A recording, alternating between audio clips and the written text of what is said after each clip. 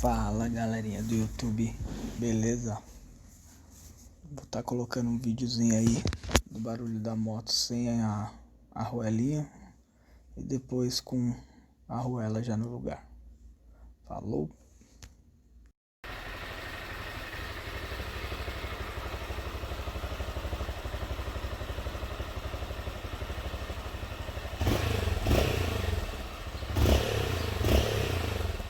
Bom pessoal, aqui a arruela já instalada no lugar.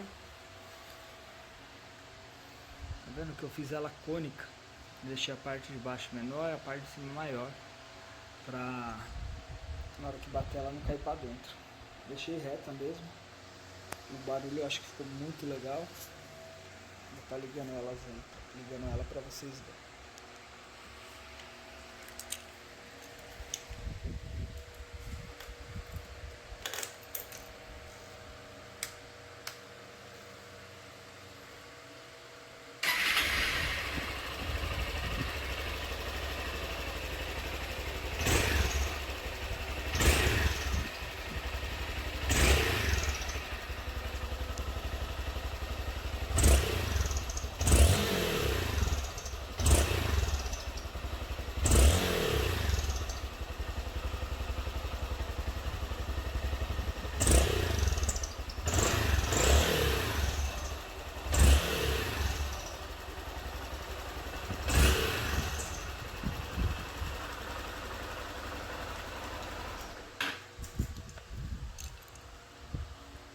Vocês puderam ver o barulho por investimento barato, eu acho que vale muito a pena.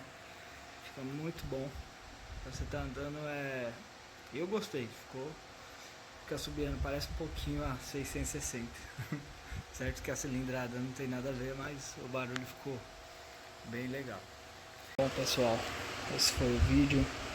Se curtiu, já dá o like, se inscreva no canal.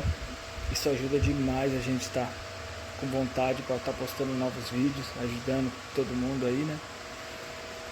Esteja acionando o sininho também para receber as notificações quando tiver vídeo novo no canal. Beleza?